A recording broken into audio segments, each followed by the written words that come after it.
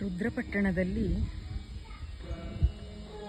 ನಾದಮಂದಿರ, ಗಾನಮಂದಿರ ಗುರು Shri R K Padmanabha ಅವರ ಸಾರ್ವಕಾಲಿಕವಾದ ಒಂದು ನೀರು ಕೊಡುಗೆ ಇದು ಸಮಾಜಕ್ಕೆ.